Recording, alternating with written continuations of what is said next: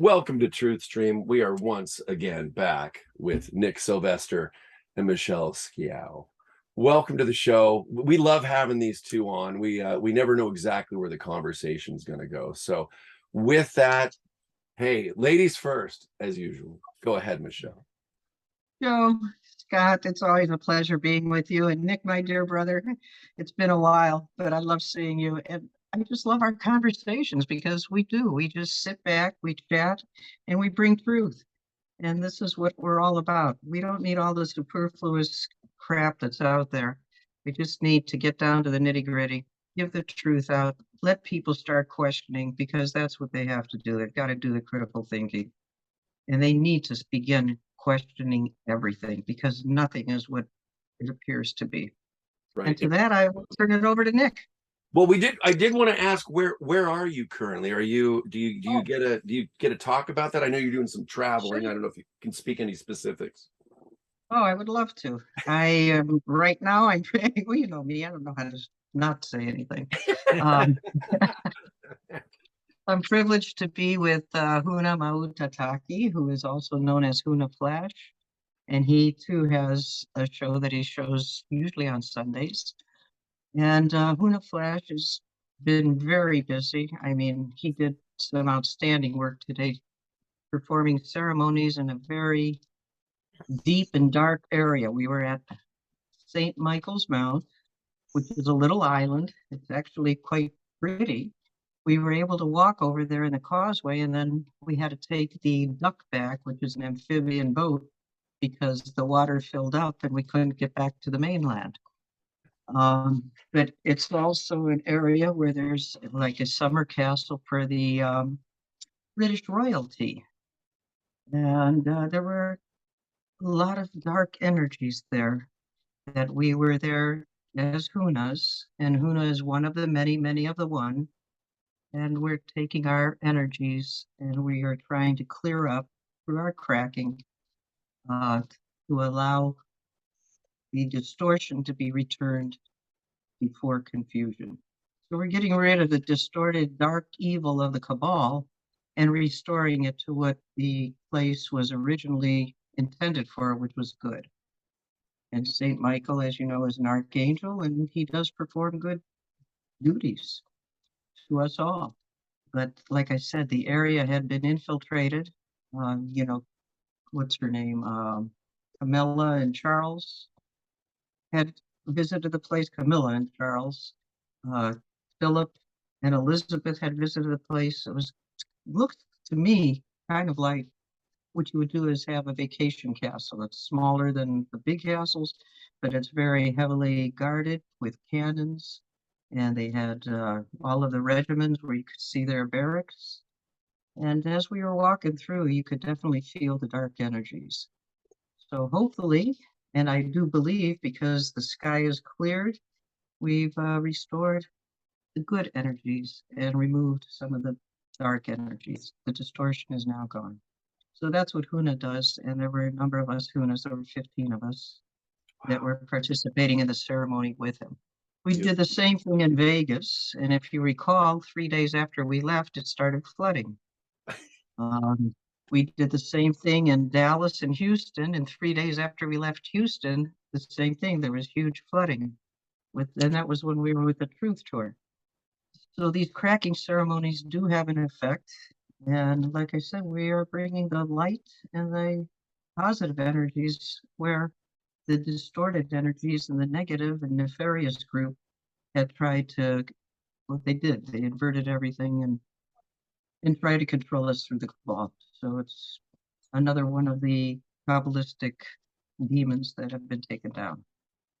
No, I'm in the UK, in Cornwall area.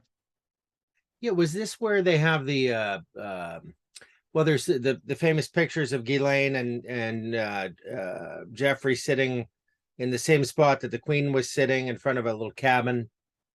Is that the same spot? Not that I'm aware of. Okay. But it very possibly could have been. But there was no cabin out here. This was all just medieval type Gothic Okay. structures and architecture.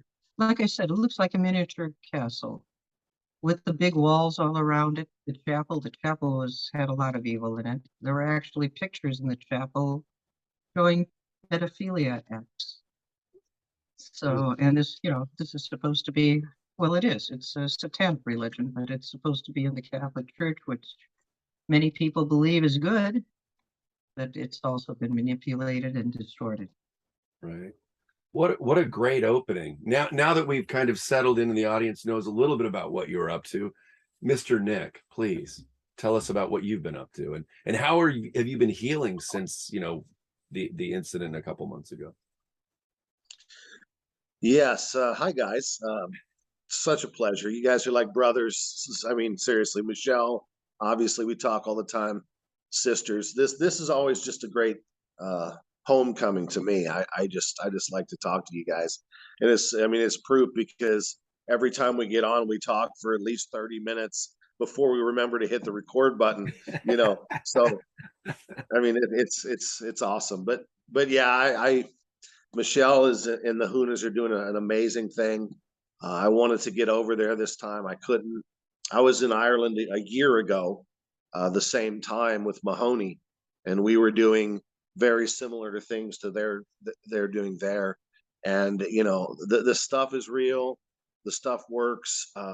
Clearing and cracking energy centers in the planet, ley lines, grid lines. It allows good energy to flow again through the planet, out of the planet, into the planet. It's real, man. I mean, I know everybody's level of belief is quite different.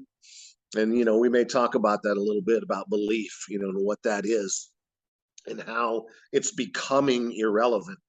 But anyway, I've been doing some shows. Yes, I've healed up. Unfortunately, my ankle still hurts. It's not normal. My hand and thumb, it's not going to be okay without extensive surgery, but I don't think I'm going to do it. I'm going to wait for the med beds, and maybe one day I'll get my golden ticket.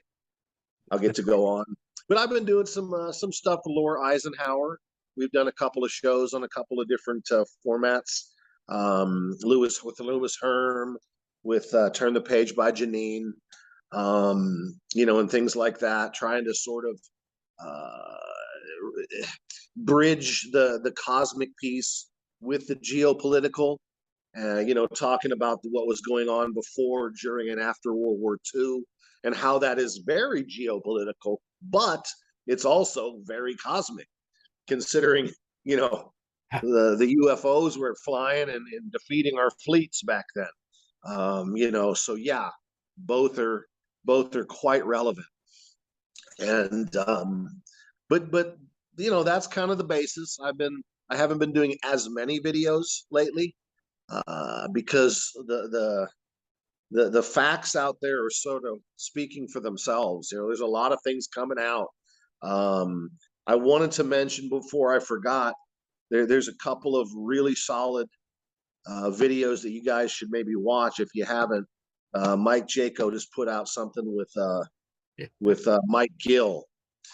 Basically, it's a massive geopolitical encapsulation of what in real time the cabal, the three-letter agencies, the government, the big pharma, the attorneys around the world, the state governors, how it all intricately relates, and how amazingly and immense this network of bad doings is.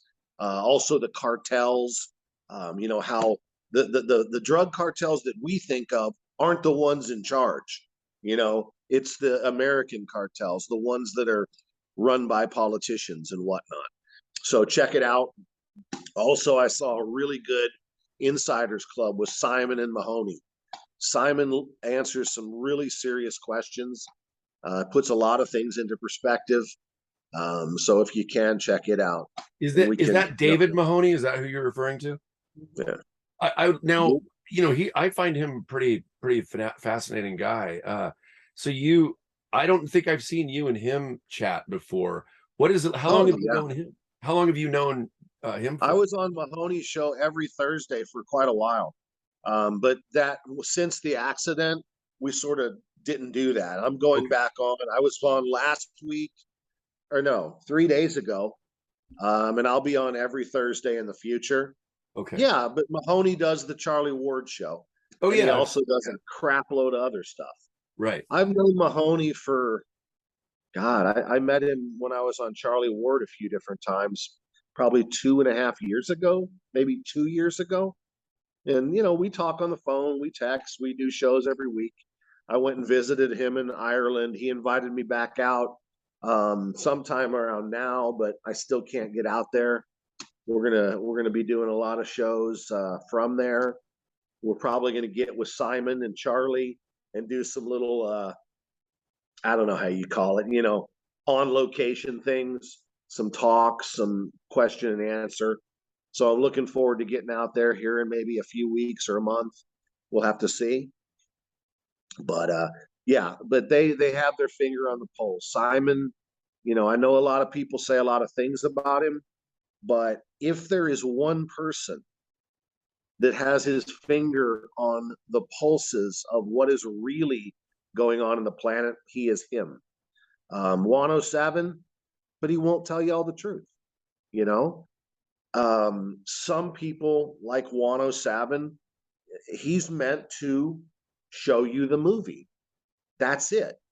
And what I wanted to open up with you guys, Joe, Scott, and Michelle, is the sort of you know, we've talked about things like NPCs, like individuals who are not really going to see what's going on, but it gets more complex than that. And Simon's video sort of sparked some things for me.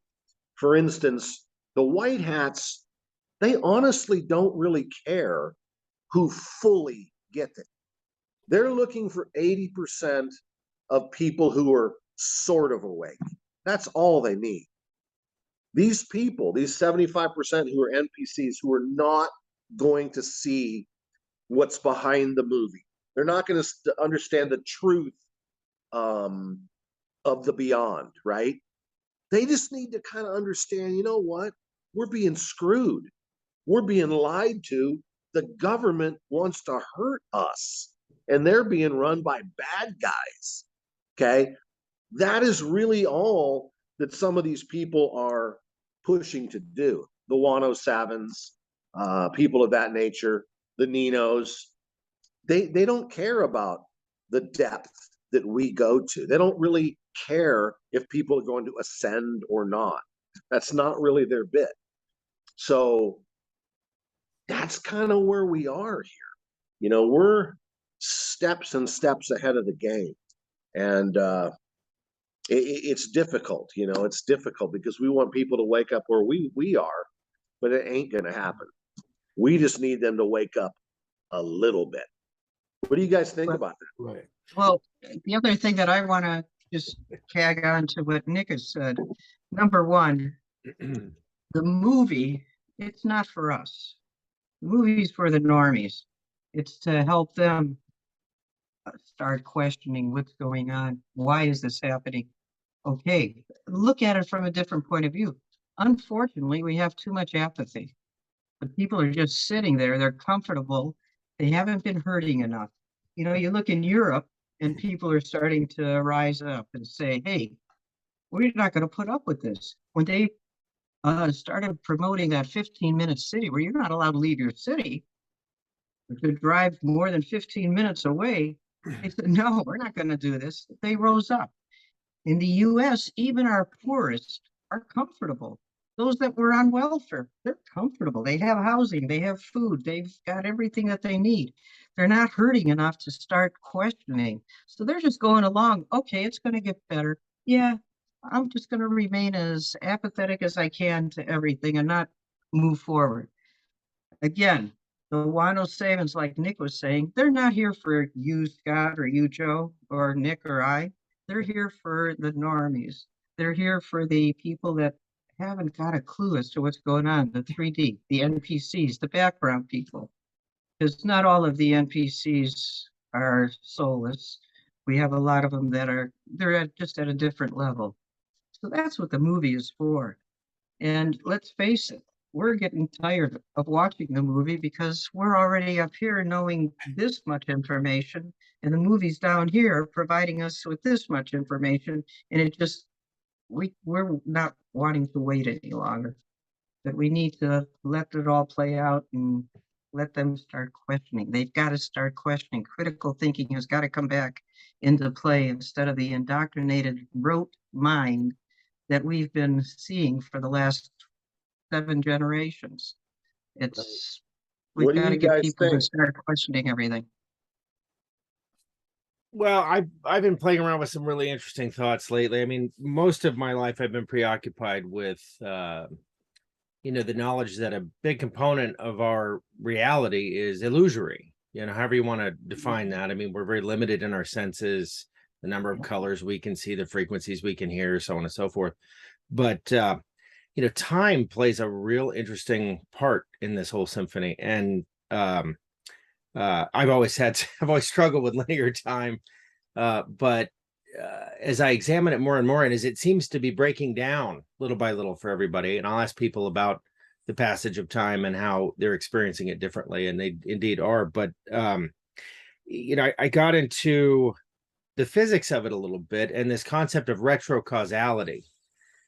This idea that if you're familiar with the double slit test, Max Planck's work, is it a particle or a wave? And the over and under is that it's the observer that determines the outcome or the form.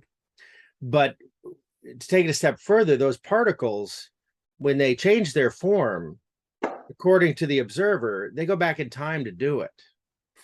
So there's this give and take. There's this wiggle room, this flexibility within this linear time experience that we're having.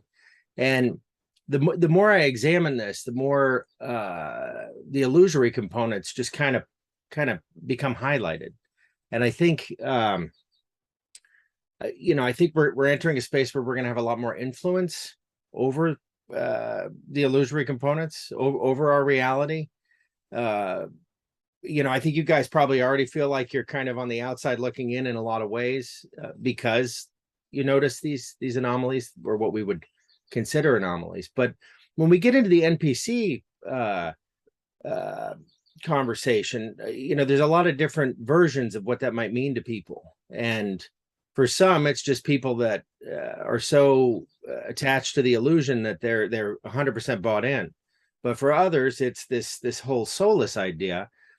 The way I visualize that would be kind of like the Matrix, the movie The Matrix, where you're walking through what in every possible way appears to be a reality, but a lot of this is not reality. Well, I would think that a lot of those folks are just part of the fabric of this illusion and not really individuals in the way that we might otherwise perceive. With each level of density, we lose a little bit of individuation, but we gain access to immense knowledge, the intelligence of the universe. Everything from when you look at the golden ratio, when you look at the Fibonacci sequence, you see these patterns echoed in everything. We're made up of a real short list of stuff, but yet it's expressed in so many ways. How is that? And one final point. So there was this gentleman, I can't remember his name, a physicist that was analyzing all of the math associated with string theory. Our ability to see or conceive of string theory through these mathematical equations. And what he found on close examination was that there's code within those. There's this code that emerges. It wasn't put there by mathematicians or physicists or anything like that. It appears as part of the symphony. It reveals itself. And when you think about that, I mean, that's some real divinity there. So these are the things I've been thinking about lately anyway. Well, why can't we have all of these as realities? Because in reality, they are all real. They're infinite. You have past, present, and future, and we can be in all those realities at once. linear time is a Kabbalistic theory. It really doesn't exist in reality. I don't know. We have to realize that there are many realities Yeah, what would you and think was part accept of that it? there's many realities. And just like you're talking about the code, you've got the Fibonacci code. That's one code. Yeah, you've got the Tesla codes. Those are other codes, and they're divine. And we use all of these, but we're walking in all different timelines. We can be walking in all different timelines. So you have, like I said, you have the past, you have the present, and you have the future. Yes, we should be enjoying the present and just being. But we also have to realize there's part of us that can come from the future to now and come from the past to now, and we can go back and forth. And we also have different timelines with different dimensions that we're traveling in and out of. We can realize this, but if I tell some of my relatives this, they're going to think I'm off the wall, crazy, bat crazy, and let's put her in the cuckoo's nest. Well, So, I got one that's gonna bake your noodle, Michelle. So, you know, with physics, we've arrived at what we call laws, based on, you know, these calculations and so on, and most of them are dependent upon this idea that light travels at a specific speed, the speed of light. That's a, you know, that's a known. But what if it's not a known? What if there's different types of light traveling at different speeds? It throws off all the equations, doesn't it? it sure does. And Yeah. you've got prisms that throw it off and diffract and diffuse light in different ways. And then It's not. if you want to talk about gravity, gravity is really not real, even though we learned that it was 16 pounds per square inch. It doesn't really matter anymore. Matter is completely different than what we've been taught and learned. We've got to unlearn everything we've been told and reapply and question everything as to what the realization is. The real, because some of it was just lies, real lies. Now we want to see with our eyes the real truth. Yeah, the laws of physics. I mean, you know, even the laws that are somewhat accurate, they're really only valid on this particular planet. I mean, they don't. You know, all scientists are always arguing. Well, ETs they couldn't get here. They're too far away, and you know, it's totally irrelevant. Laws of physics don't exist in other places. Our law of gravity. And look up Dewey Larson. Dewey Larson was. He was able to channel through intelligent infinity the actual usage of gravity and what it is, how it really works on this planet. You know, if you're interested in that kind of stuff, it's a little complex, but but a great deal of this, like Scott was saying, man. I mean, you know, when you're talking about just the simple basic fact that physics can change based on whether or not somebody's looking at it. That alone, that fact alone is so massive that it has to reach people. They have to understand that Jesus, if that's accurate, then all bets are off. You know, particles actually will behave differently whether or not somebody is watching them. Think about it. Think about this. Some of the most powerful energy is thought form energy. That is how Ra and the Law of One explains how the universe is created. That is how everything is created, by massive amounts of energy that create a consciousness. Certain amounts of energy become conscious. And from that consciousness, thought form alone can manifest in space, in time space. And that's what we all do. That's what the cabal has had us doing. They suggest that things that they want, we make it happen. You know, a lot of the cosmic historians and the spiritual historians have come to a point where they've almost proven the fact that we have created a real hell. Before the Bible, there was no, they're arguing there was no hell. that because of the Bible and because of the indoctrination and because of our mass consciousness and thought form energy, we really did create a place that was hell, that is hell, and so on and so forth. So there's a great deal of very esoteric things that we can talk about, and I can tell that Scott enjoys those conversations. So there's no doubt this stuff bleeds into reality. The things we talk about, like right now, are going into the universe, they're going into the cosmic web, and they're trickling down into other people's fields that will also start talking about these type of things.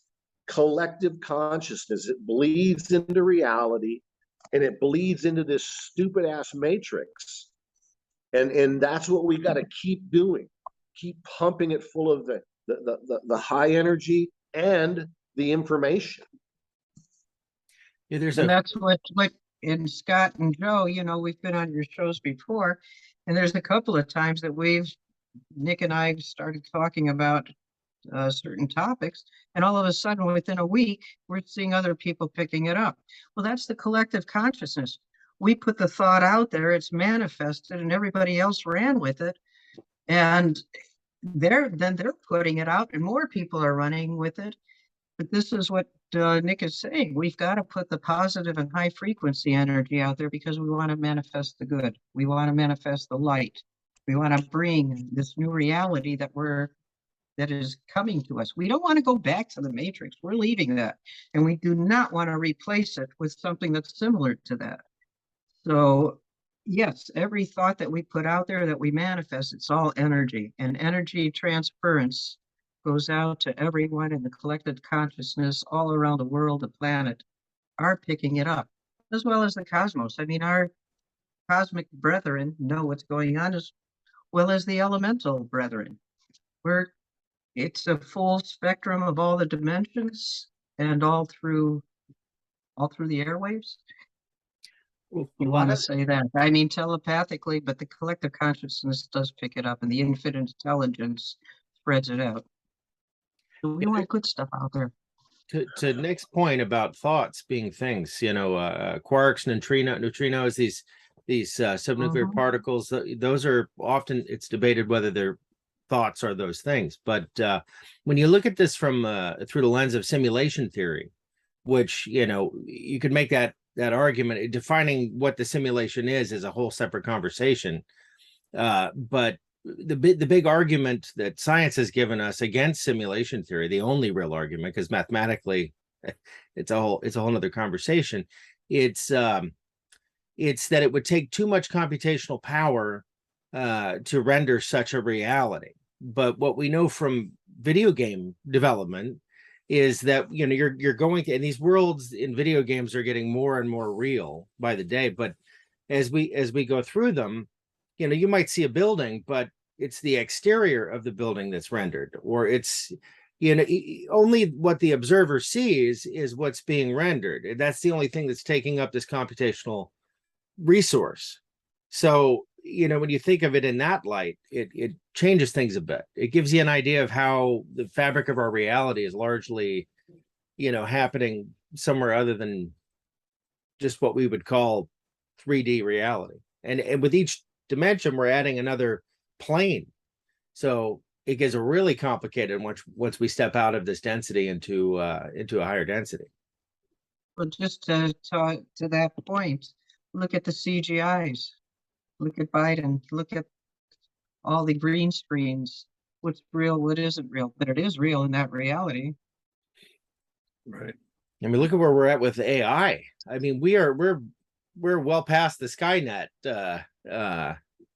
point. I'm watching these developers talk about how astounded they are that it changes. It grows by leaps and bounds every week. There's a new feature set. It's in everything, and we're interacting with it every day, whether we know it or not. AI is a powerful thing, and you can't tell the difference if it's on a screen and it looks like reality. That that's no real indication of whether it's real or not. But I We've suppose reached that point of you guys. We've reached that point of no return with AI. That yeah. it's starting to replicate itself. It's starting to be able to grow exponentially. You know, just like all other simulations that have been on this planet over the last billion years. You know, the other five global simulations that have existed here, all have been either destroyed themselves or have had to been destroyed by the galactics because of failure to have spirituality match with AI, with technology. And technology, just like on Atlantis, it takes over everything. Just like on the movies, you know, the Terminator movies, you know, the Matrix, all the freaking movies, they're about this very time in history. And this plan that we're all talking about is the plan to eliminate the need for this simulation to be destroyed, for us to fail. You understand? So that is what's going on here. And all of this stuff feeds up to that one little story. Will technology again be too strong for our spirituality and signal the end of this entire existence? We say no, it will not, because this time we were ahead of the game and we will be victorious. Just ascend to that other higher dimension, and suddenly we're meeting that technology, you know, on a level playing field. Yeah, we can't do it otherwise. Well, I was just gonna say there's something something chat. It's an AI program. Are you familiar with GPT chat? Yeah. Yeah. So there was a gentleman on YouTube the other day. He's I can't remember his name right now, but he's a guitar player. And this chat wrote a guitar solo, and it was, you know, kind of based on a similarity between, you know, Led Zeppelin and Stairway to Heaven, and had the hammer-ons and pull-offs and all that kind of stuff. I haven't heard it yet. I don't know if I want to quite yet. And then I heard that there's some kind of moratorium, if you will, that Elon Musk or whoever is playing him is placing on AI to kind of, you know, put some kind of, I don't know, pause or something to it. But it's really interesting, because as someone that writes songs, I think it kind of freaks me out that someone can just go, okay, and Jordan Peterson was talking about this, that he picked two different types of authors over history. I can't recall their names right now. And in his input into his writings, and told the AI that he wanted something that was him kind of mixed in with these other two authors. And he was blown away by how good it was. And so as someone, you know, I'm in the middle of, I've written a new song and I'm recording it, and I know how much work it takes to go into the studio and come up with the right, you know, we got the certain beats per minute, and the chords and the nuances and the emotion and how to sing certain words, you know, and that I've learned in either voice acting or by listening to other artists. And to have all that just like, oh, well, do this and put these two bands together. And to me, that's horrifying, because when I do it, it's like my blood and my sweat and everything I've learned, and, you know, all the stuff. It's taken me 2 years to want to go back in the studio, because I've been so focused on this show and you know, meeting people like you guys and learning and you know, when you go in, it's one thing to do a song, but an album, that takes a lot to ask that of different producers. And, you know, do you want to do an album with you know, other musicians or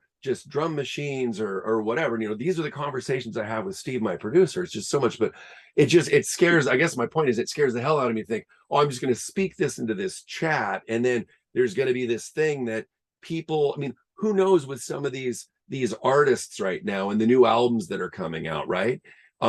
Were they part of the cabal? Did they do stuff to children? Are they around anymore? Are they using these chats for these new artists and the music that we're hearing to, you know, I think of two bands that I've grown up with and I love, that Donald Marshall's talked about writing songs for. We've got Depeche Mode and we've got Tears for Fears.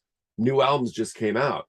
I don't know. I would hope that they're actually the artists. I'm not saying they're not, but it crosses my mind, and it's a really freaky thing to consider. So I had to throw that out there because I'm thinking about it in my own life right now. But is that a new thing or an old thing? You know, I mean, It's new to me. Yeah, well, we're looking at AI in a certain way. You know, this is a technology. There was a teacher that was yelling at his students because he figured out that over 60% of them had completed their assignment using AI, and so everybody got to fail. But it was fun. I mean, yeah, it'll write a doctoral thesis for you just like that. But you know, when you listen to songwriters talk about, you know, these amazing songs, they wrote them. They came to them in an instant. They wrote them, you know, in one sitting. It was this, you know, this inspiration, you know, inspire to, you know, to breathe life into from God, kind of a thing. So those inspirations also come from external, you know, hopefully, you know, God or something, you know, Right. akin to that. But you know, maybe AI is another way of looking at something that has been operating in our reality for a long time. Well, Could- AI has been operating for a long time, but I don't think you can take the songwriting and eliminate the emotion, because you need your emotion and your spiritualism to really put across some type of message. AI can do it, but it's mechanical. It's not human, and that human brain does something. Our human heart does something that the AI just cannot duplicate. And I think that's real important with all music, because if you look at it, music and numbers, you can't, there's something that's always real with them. It's always authentic, and it's something that gets right to the heart and to the spirit. And the numbers don't lie. Science is cabal again. It's there's a mixture. What is real science? Okay, we've been taught one science, but is it real? I mean, we've already gravity has already been disproven. Do we really know that the distance between the sun and the earth is whatever they say it is? Do we know that? It ain't 93 million miles. I know that much. No, it's not. And yeah, it's a lot closer to where we are. But so everything that we've been taught has been distorted from what reality really is. But you can't take away the music and the numbers. The numbers tell the truth. The music, what's in your heart, tells the truth. And AI can put out tones, and they can put out certain numbers of the tones, but they can't put that emotion or spirit into it. So I'm sure there's been a mixture of it. I'm sure a lot of those clones that are out there have used AI. But the real music, where you're going to have the creativity that speaks to the heart and to the spirit, I think it's got to come with a human component to it. That's what I believe. Well, that's So- reassuring. Thank you for that. We would hope So so. fellas, Sure. before we end, let's pick a you know, a current event here. What the hell's going on, and where are we going here? What is your guys' take on the, I get what's in the news? Trump indictment, you know, what I'm excited. I'm excited. somebody tell me what our thoughts are and where are we going, and we'll all take a turn.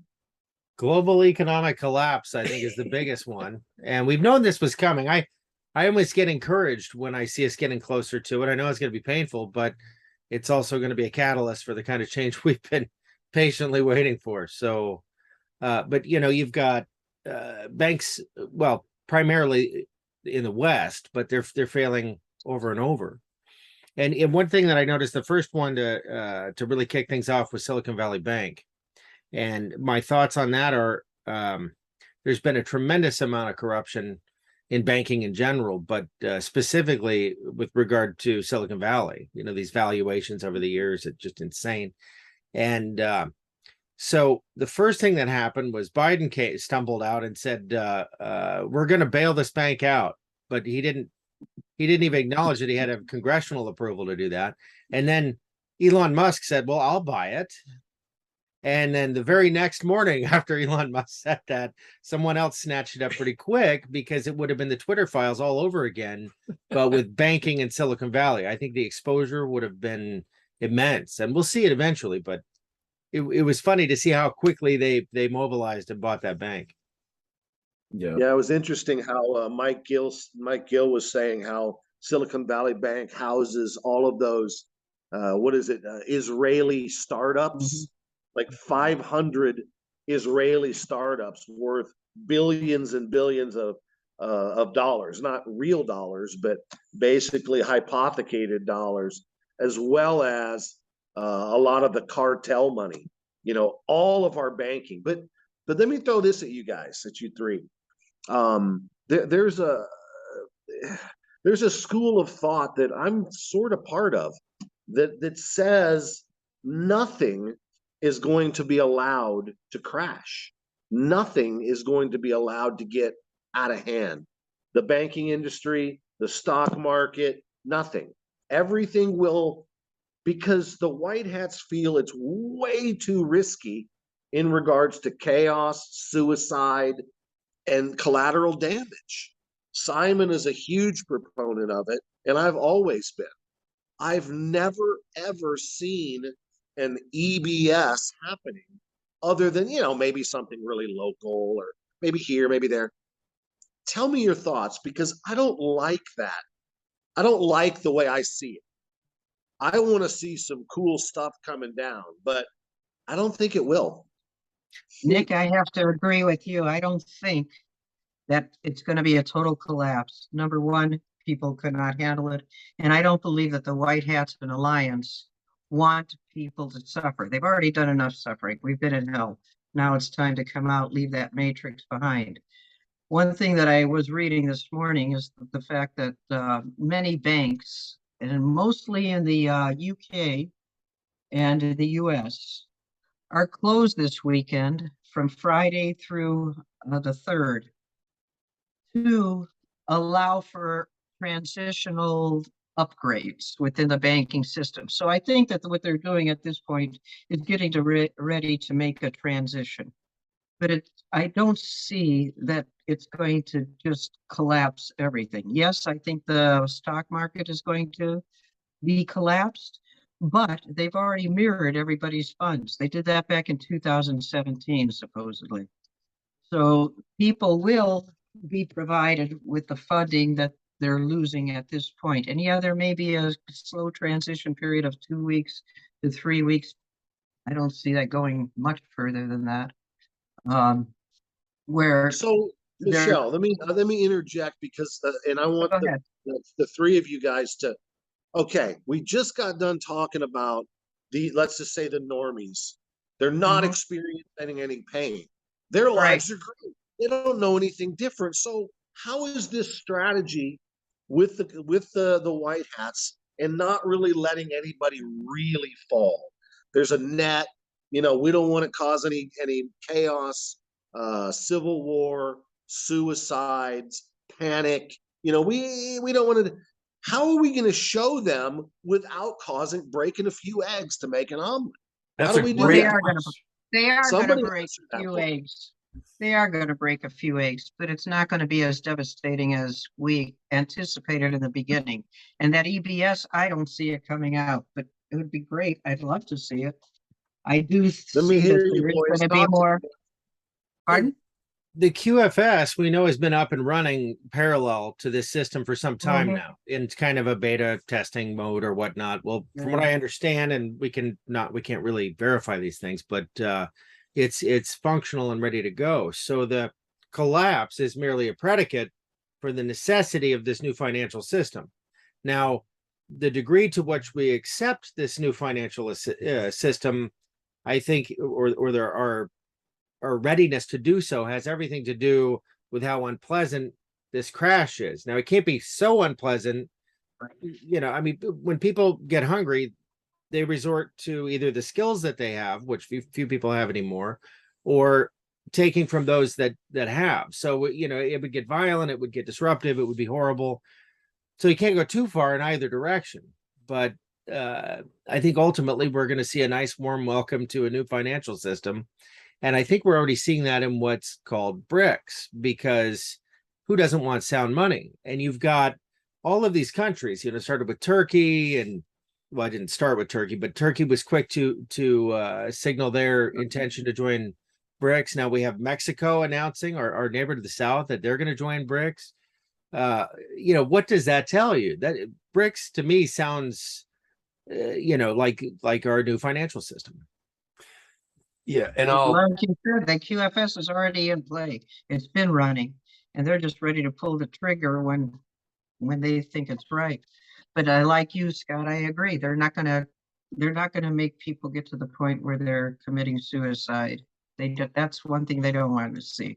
Yes, provide some hardship so that people start questioning maybe, and put in that new gold system. I was in the bank a week ago or 2 weeks ago, and I asked the one gal, I said, "So have you seen the new notes, the US notes?" And she just smiled. She wouldn't acknowledge it, yes or no, but she did smile to the point where I'm looking at her and she knew what I was talking about. So everything is ready to go. It's just a matter of who's going to be aware of it. And like you all are saying, especially Nick there, are the normies really going to be aware that they're getting new money and it's any different than the old? The one thing that I have to question is, Biden coming on, or the guy that's acting or playing him, saying that we're going to bail out, not to worry, all the banks. Well, there's no money left. I mean, the FDIC is gone. So the insurance company, they have no funds to insure anything. right. So What do you think? What do you it's all think, going to Joe? play out. It's going to be interesting. Pardon? What's Joe think? Well, after listening to someone like Kathy O'Brien talk about that our DNA goes back about 5 generations, and after interviewing Daryl James last night and him talking about the EBS coming in, and he was part of the Super Soldier program, I'm thinking that some kind of EBS is necessary. And I don't think that everything has to collapse to utilize and bring the EBS in.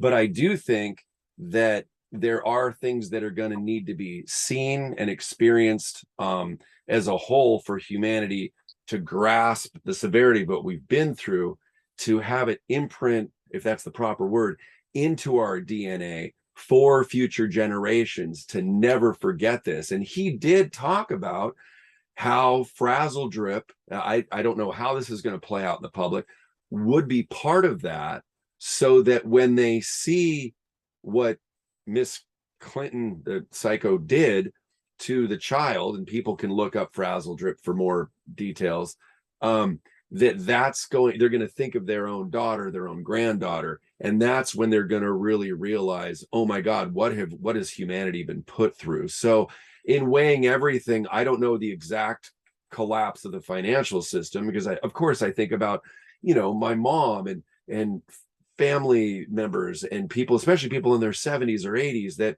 they're already barely able to kind of navigate a lot of this stuff. Not all of them. There's some real smart as a whip folks out there.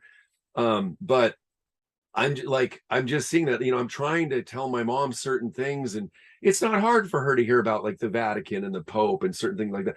But if all of a sudden, I'm not going to say her amount, but the money that she has in the stock market went to zero, that could cause a heart attack, literally. And so I don't know, but I do have faith in a higher power. I do have faith in what the plan is, because they've been planning this and knowing technology and being able to look into the future, and especially listening to what Daryl James said in the interview we did with him. It does provide a bit of peace and also some holy cow moments. But I feel that I have to trust what's going on in a big way, because that's how I arrived even doing this show.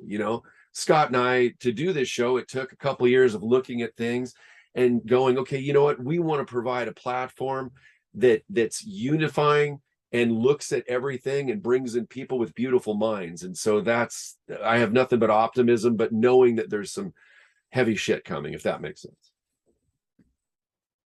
Well, when you think about technology, and Nick, you're going to love this one. It's just really simple. If anyone ever invents a time machine, it will have always existed. So think about that in terms of everything we're experiencing and all the technologies that we're wondering about, because it makes it really simple, doesn't it?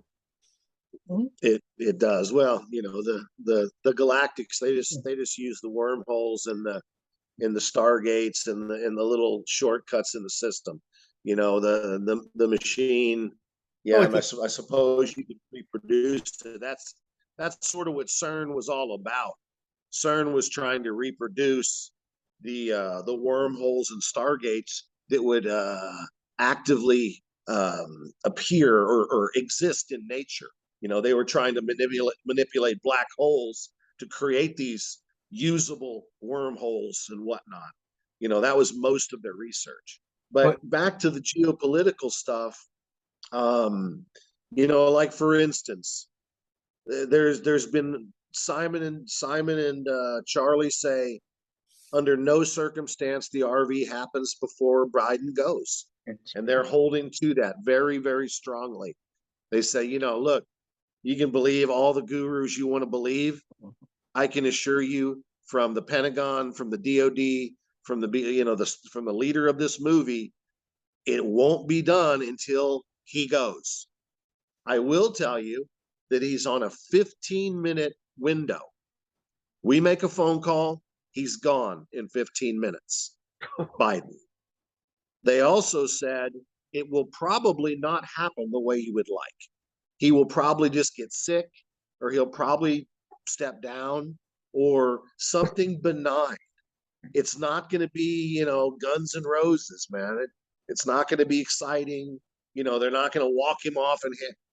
It probably won't happen that way. And there's a great deal that we foreknow, us, the truthers, know that there's no intention on any type of disclosure. It will never come out, and it will be guarded. The truth will be still guarded.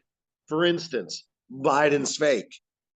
The White Hats will guard that through history. It will never, ever come out officially, along with all the other movie props, all the other things that we know to be true or false will also be guarded. So I've always had a problem with that. I don't know what else to say. No, I would love to see a problem with that it'll be guarded. A problem that the truth will be guarded. That because that official. Yeah. Well, it's like the JFK information, right? Never officially admit it. Never officially admit that any of the movie that Hillary really did die in 2019. That Biden really was executed in 2020. None of it will ever come out publicly, officially.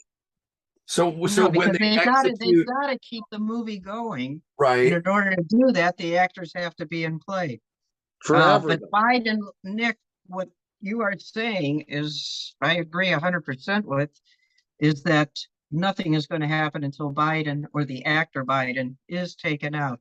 And yeah, they don't have to disclose that he was already eliminated and swinging, but it would hurt, and it would hurt the people that are in the movie theater right now, because how could I have believed that this guy was real? And now you're telling me, no, I don't believe you guys. You guys are the crazy ones. So they're walking a fine line with that. They've got to keep the movie going, and they have to keep the actors in the movie. And they'll disclose what they want by eliminating him and the other players as they need to in their own way. But they're not going to go back and backtrack and say, hey, like they were already swinging. Just like the Queen. The Queen had a contract for eternity. Books that are written about her are going to be written in a glowing way. You know, in 100 years, books that come out about the Queen and all of her family, okay? All of her family were part of this agreement she made with the White Hats. No one will ever publicly find out that she wasn't wonderful. Okay? Unless they watch shows like this. So we're the disclosure in a way, is what you're saying. We have to be. Okay. But when will we be given credos? Will we be given enough credit for the mainstream people to actually believe us? Or will we always be holding the bag, being the guy who's the conspiracy guy? Oh, you're just exaggerating. They told us the real truth. You guys are just you're piling on. Maybe so. They just need to look at Biden's legs when he fell off the bicycle. Those legs were that of a 40-year-old man. It doesn't take a whole lot more to look at than that. What were you going to say? Yeah. So the JFK assassination is one of my favorites. I mean, in terms of conspiracy theories and so on, there's so much to look at there. But Judge Napolitano was a good friend of Donald Trump, and Trump has always been a proponent of releasing this information. It belongs to the people, the truth. But when it came down to him making this decision, and it said that the conversation went something like Napolitano saying you have to release this, and Trump saying, you don't understand. I finally saw it. There's no way this could be released. There is no way this could get out. If you could see this, you would understand why I'm saying it. Now, who the hell knows what's in there? I mean, we know it's linked to the UFO file, but what kind of information would someone that's been advocating for its release for years suddenly, make him reverse his position like that? I heard that. Talking. I don't know the answer. I don't know. Unless, I mean, it could implicate both sides. Maybe there's something JFK did that was crazy here. I don't know, man. Well, I think it has to do with the UFO file and our relationships with non-humans for a long time, and how that might be so disruptive at present to humans that maybe it would create so much chaos that it would interfere with the rollout of the rest of the plan or something along those lines. So I think there may be some areas where it's permissible to withhold the truth because of its disruptive potential, and then maybe be revealed later when we're at a point where we can handle that. I'll buy that. Yeah, I would like to make a request then that in maybe 10, 20 years that this does come out. So I'd like to put that out, because I think humanity does need to know this at some point. Not right away, but down the road. I don't think that's too much of a request, because it backs up everything we're putting our asses on the line for. Well, I'm hoping we can ask JFK directly. What's that? We have to look at the entire mission too. True. And is it going to jeopardize the success of a mission? Then you don't put out the truth. Just like, you have the Army going out, or the Air Force, or the Space Force. And I prefer using Space Force to any of those other organizations. But they're not going to say, hey, you know what? I'm going to come and raid your bunker there, because I know what you're doing is all criminal and nefarious and dangerous to many. So I'm going to come and raid you, and I'm going to do it tomorrow at 2:00. Well, it's the same thing. They can't give us all the information, but I would like some disclosure. And I think they can give us some disclosure. Right. Something that's not going to interfere with their mission, something that's not going to jeopardize the success of any mission, but to give us disclosures that we can deal with. Yeah, let's meet in the That the middle. majority, we can deal with it, that the majority can deal with it. Right. What I've been thinking for a long time in regards to that, if they don't want to do it publicly and officially, they need to give us enough credit where we can deliver it, and people will actually be, okay, well, these guys, I guess, know what they're talking about. Rather than sort of pretending they don't know us, oh, we don't know those truthers. One day we need to become one, and let us do the dirty work. We'll do it. Yeah. We've been doing it. And tell us what you want us to disclose, and tell us what you don't want us to disclose, but give us something to disclose. But how about this? How about if it's a lot more simple than that, and that the truth just becomes obvious once you've ascended to 5D? There's no authority that's going to release this information. Truth has a frequency. You know it when you hear it. Now you intellectualize it, you get in the way of that process, so where you can't recognize it. But in that instant, you know what's true and what's not. And I imagine that that clarity is going to be greatly increased when we step into Well, our next form. well, Scott, But that's we're already there. exactly We know what, what we're knowing what a lot of the truth is. That's not the problem. It's the moviegoers that haven't figured it out yet. So as you're there's saying, Scott, the 5D, that's not the problem. You're going to know it. It's the ones that are in between and that rising. changes in less than one generation. You know, within one generation, the ones that aren't going to come along to the new way are not going to be around anyway. Right. And yes, once we enter the world of you know, the fourth density, one of the first things that come open is your intuition, you know, your discernment, your connection with your higher self. Us four have already experienced it. We already know. See, and that's where that word belief comes in. See, to us, it's an irrelevant word. Mhm. We don't have to really have much of it because we know true or false, right? It doesn't really come into play. Whereas the normie, the 5 billion people down here plus, they all rely on their beliefs. What's your belief? What's my belief? Almost everything in their world is dependent on what they believe because they don't have the ability to know the truth, right? I mean, if you think about it in that way, it's almost a little bit scary because I think we have always had at least mostly the ability to know the truth. And it's just getting, you know, stronger and stronger. And that divide is getting larger and larger between us. The chasm is growing. And Nick and I were talking earlier, and that's the first thing that came out with both of us was discernment, the necessity for greater discernment. Well, like I gotta say, when I first heard about 911, I think it must have been loose change because I bought into it when it happened. I didn't know. But when I saw loose change, it made so much more sense to me than the narrative that I was just like, hungry for more truth. But then, I didn't dig into it as much. And then as you start talking more to this guy, a lot more stuff has come out. And then it's been amazing to start the show and then to have him be able to talk to people that understand this more than, I was more of the student when he would tell me, but when you guys come on, it's like, it's so cool because Scott gets to talk to people that have understood it way longer than I have. It's a big part of why we do this. Well, that you brought up something so interesting to me because it always irritates me when people frame a question like, well, do you believe this or this? And I always think it's not a question of belief. It's a question of observation.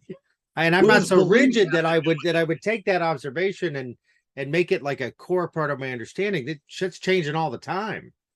Joe asked me about the whole is Earth round or flat thing. And my opinion, and it kind of still is this way, is it's both and neither simultaneously. That's the answer. It's a great answer. Well, it depends from what standpoint you're viewing. It depends if you're viewing it from a second density, third density, or above. I mean, I'm trying to. Ra explains it, pretty well.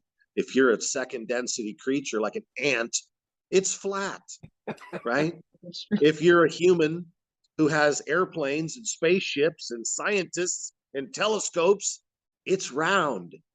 If you're somebody who is a stellar traveler who travels through space-time, it's just snapshots of different places in time.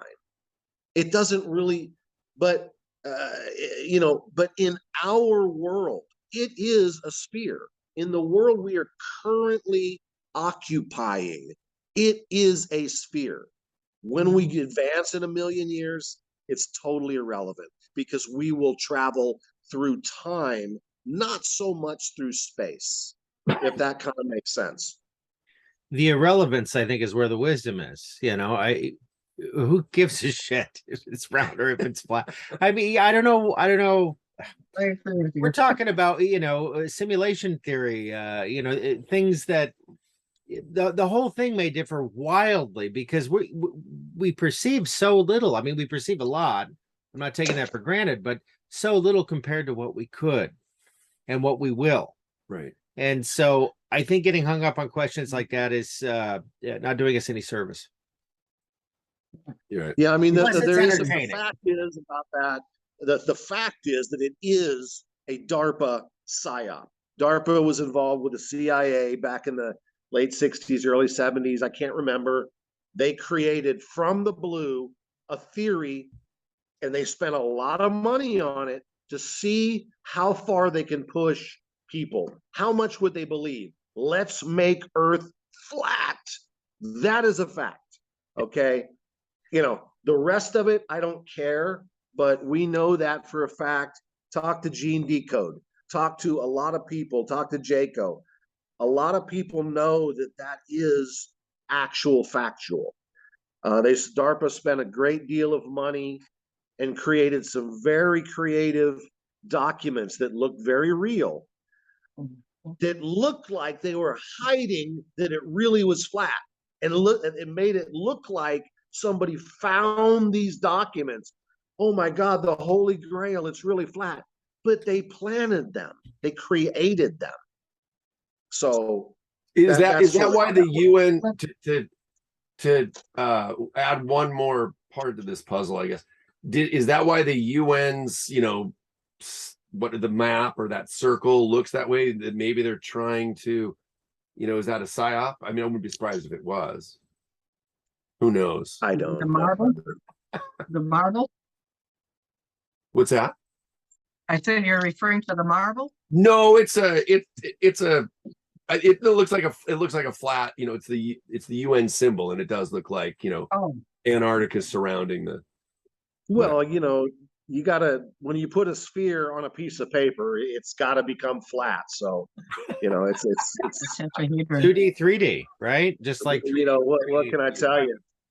But yeah, it's somewhat, it's terribly irrelevant in our current circumstance. Right. And we have people spending their entire lives Right. trying to prove it's just, you got to get out of that box, man. DARPA, the cabal, made that box for a whole bunch of people to get locked in, and they're still in it. You see, they got you in there, man. They got you spending your whole life trying to prove to people that it's flat. Understand the box. You got to get out of it. Yeah. Well, there's so much more to look at. And on that topic, is there any? I know we can go on. We're at a good spot right now, but I don't want to leave anything. Is there anything that anyone wants to at least bring up or close on, perhaps? I want to point out that's the best answer yet. Is it round or is it flat? It's a box. Done. I love it. Thanks for that, Nick. It's a trap. You can't put a square in a round circle. It's a trap. You've got to understand, it's a trap.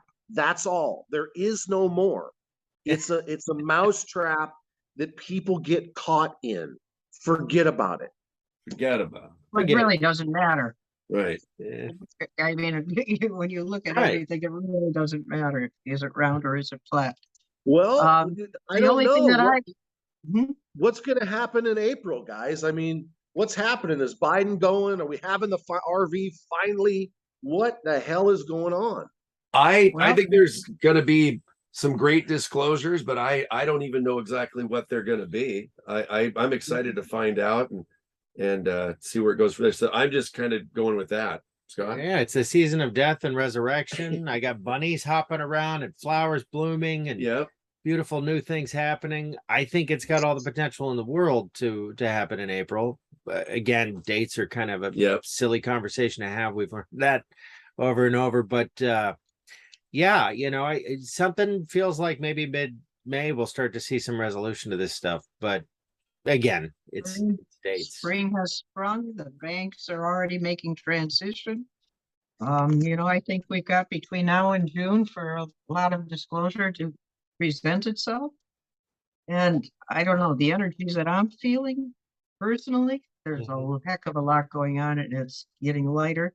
The frequencies are getting higher. So for that, I'm grateful. And I would like to just say to the audience, thanks for watching.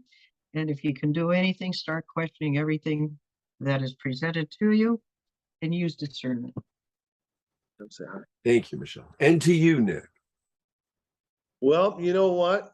Come over here, man. Somebody just popped in the room and he wanted to say hi. Hey, what's up, Nick? Junior, man. He was up with the birds out Yeah. by the lake taking pictures, and he got tired and he had to go back to sleep. So he wanted to say hello. Oh, See ya. So happy to see you, Nick. Love seeing you That and your little, smile. that And little thank you for face. those beautiful pictures. But you guys, you know what? No, we covered a great deal today.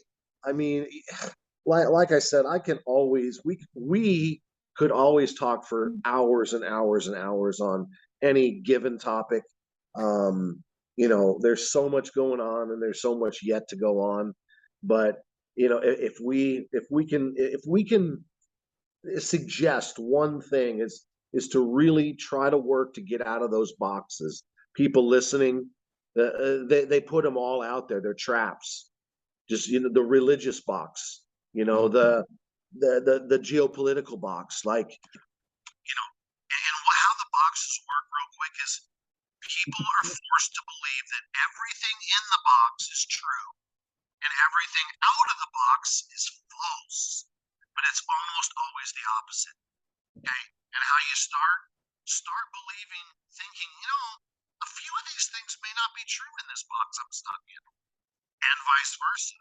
I bet you some of the things out there that those crazy guys, Joe and Scott, are saying might be true. And once that happens, you break out of the trap. You know, that's just how it works. And then discernment starts kicking in.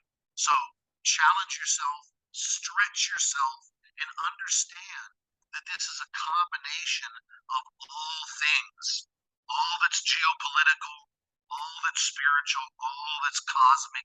It's all true, okay? And try to learn as much as you can. Always be a student of every possible topic.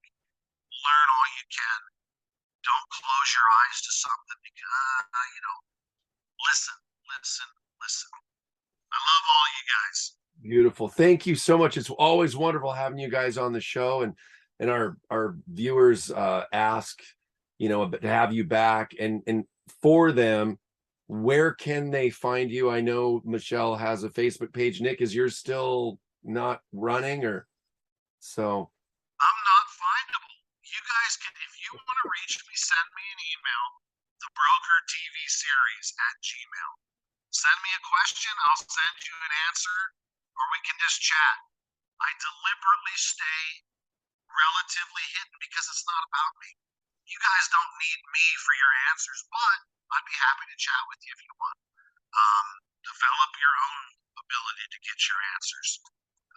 And that's all I got. Wow. Thank you. And they can reach me at Schiau@yahoo.com. How do you spell that, just in case? SKIYEOW@yahoo.com. Perfect. And I know that you're on Facebook, and I'll put your link below. And if people do type in Nick Sylvester, I'll have the spelling in the They'll find videos. They'll find you. So all different formats, yeah. Videos from Mahoney, from whoever. right, But, exactly. It's not hard to find people these days. Thank you. And just another note, since we were talking about the Hunas before, Nick and Nick the Fifth are Hunas, as well as Mahoney. Beautiful, man. It's been amazing to have you guys here and really have a deep, thorough conversation, and we really appreciate you, and take care. We love you, and we'll talk to you soon. Love you guys. Hang out afterwards. Okay, bye.